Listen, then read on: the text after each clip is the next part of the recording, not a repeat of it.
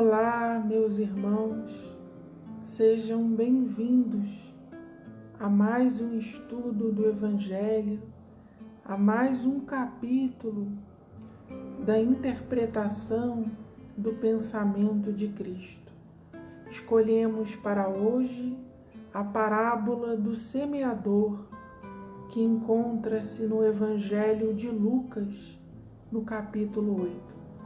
Pedimos a atenção de todos para que possamos fazer a interpretação do ensinamento de nosso Mestre.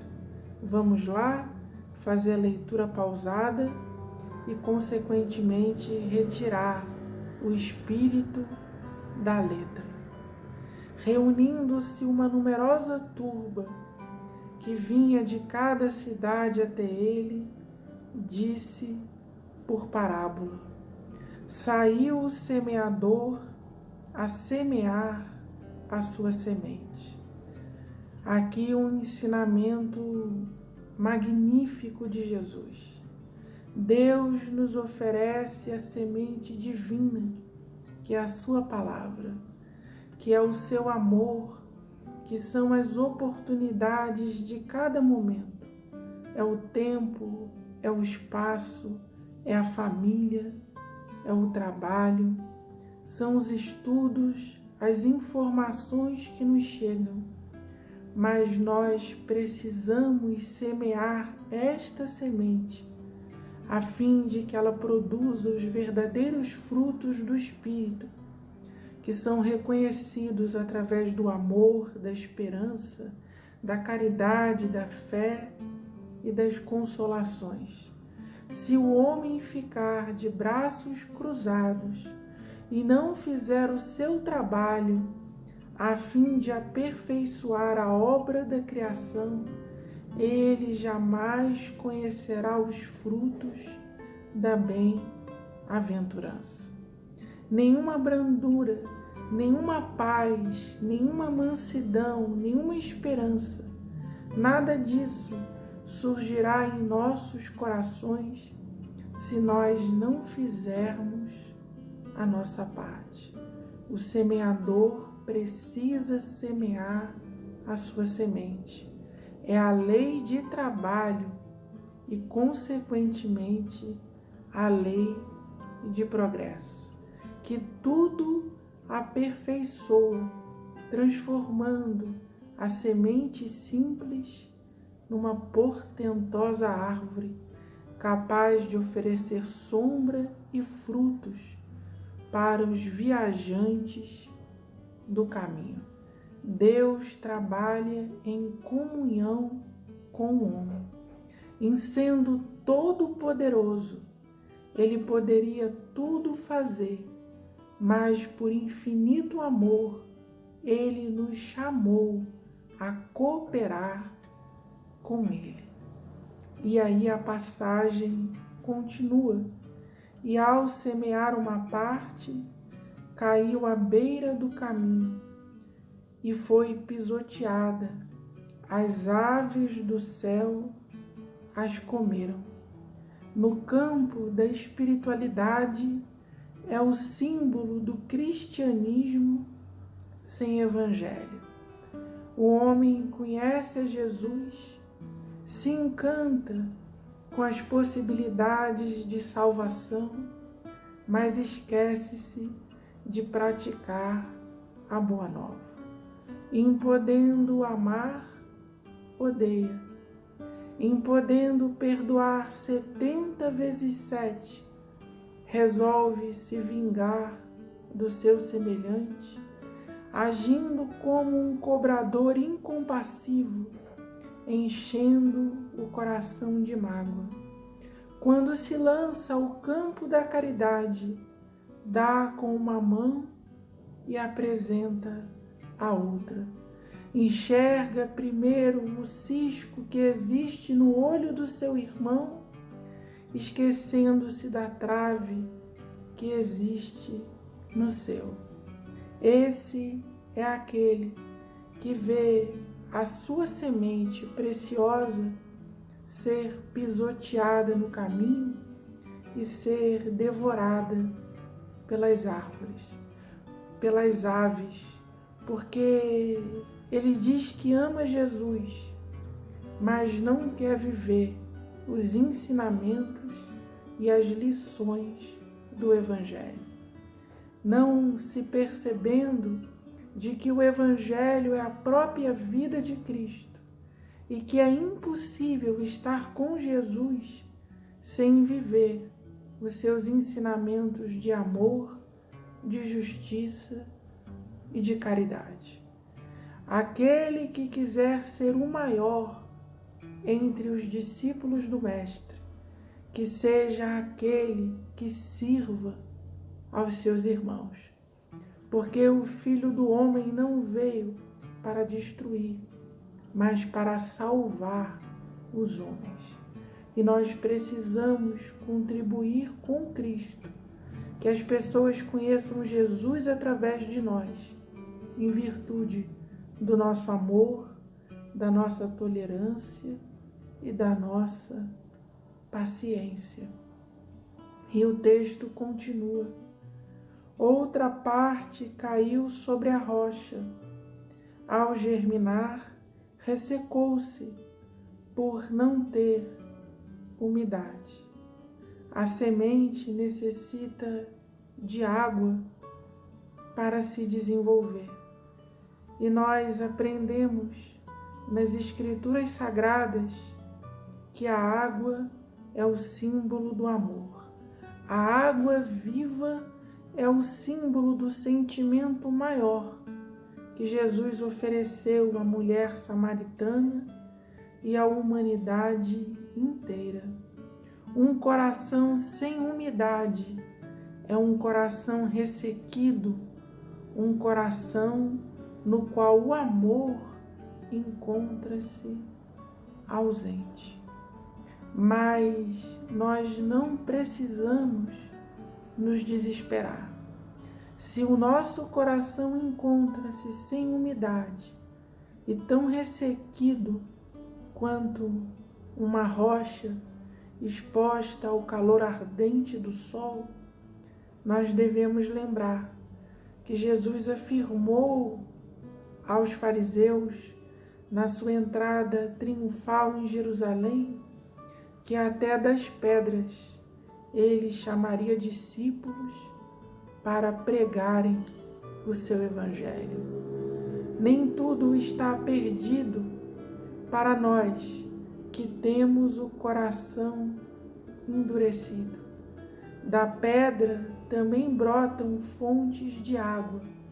A pedra também pode se renovar, também pode se regenerar, desde que mude a sua atitude de endurecimento e deixe-se tocar pela fonte de água viva do amor. E a passagem continua.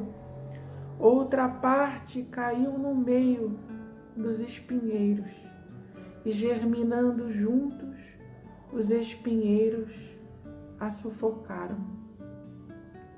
Os espinhos são o símbolo de autodefesa das plantas e das rosas. Os discípulos de Jesus não devem estar preocupados em defenderem, em protegerem as suas riquezas, as suas opiniões, a sua honra, os títulos de família, a profissão e o sobrenome, porque tem plena confiança no Mestre. Ele permite que a flor do Evangelho que encontra-se na sua vida seja tocada pelos seus irmãos. E tem certeza que a flor, se por acaso ela fenecer em virtude da ação do tempo, se a terra for boa, a semente sempre produzirá novas flores e novos frutos. Ele não se preocupa em defender os seus frutos e nem defender as suas flores. Pelo contrário, Ele distribui as flores da esperança para os seus irmãos e distribui também os frutos da justiça e do amor. Nada retém consigo, sabe multiplicar as bênçãos, mas presta muito atenção na terra invisível do coração. Ele se esforça para que essa terra seja sempre adubada com a substância do amor verdadeiro, da fé operante, da esperança nas consolações mais altas dos céus. E se a terra é boa, a semente há de produzir novamente flores e frutos. E aí está a grande paz, a grande pacificação obtida pelo discípulo de Jesus. Ele não tem a preocupação em se defender de absolutamente nada. Ele sabe que aquele que o defende e o protege ressuscitou no terceiro dia. Então ele não se preocupa com as armadilhas do caminho, porque Jesus encontra-se gravado em seu coração. Outra parte caiu sobre a terra boa e, germinando, produziu fruto ao centúplo, porque Deus jamais dá o Espírito com limitação. Não à toa disse o apóstolo Paulo: eu plantei, Apolo, que era discípulo de Paulo, regou, mas só Deus dá crescimento. Todos nós que plantamos uma semente no bem, devemos esperar uma multiplicação de bem espiritual em nossas vidas. É a verdadeira prosperidade. Mas aqueles que tentam praticar o cristianismo sem evangelho não compreendem essa lição. É a voz daquele fariseu chamado Simão, que quando viu Madalena enxugar os pés de Jesus com os cabelos, disse que ela era pecadora. Mas Jesus disse: muito lhe são perdoados os seus pecados, porque ela muito amou. Apontar os pecados dos outros é agir com um coração ressequido, sem umidade e com a alma cheia de espinhos. Mas aquele que tem a terra boa no coração, a terra adubada pelo amor de Deus, compreende que o amor cobre a multidão dos pecados e os pecados transformam-se em frutos de bem-aventurança, transformam-se nos verdadeiros frutos do Espírito, matando a sede de quem tem sede, a fome de quem tem fome, dando agasalho aos que têm frio e se compadecendo dos sofrimentos dos seus irmãos. Essa é a terra boa que Jesus nos ensina durante a sua passagem pela terra. Quem tiver ouvidos para ouvir, que ouça e deixe essa semente germinar em seus corações, compreendendo que a palavra da cruz é loucura para os gentios, para os gregos e para os romanos, ou seja, para aqueles que não aceitam o poder eterno e invisível do Cristo. Mas para nós, que temos sido salvos de grandes enganos, é o poder de Deus. Muito obrigado, meus irmãos.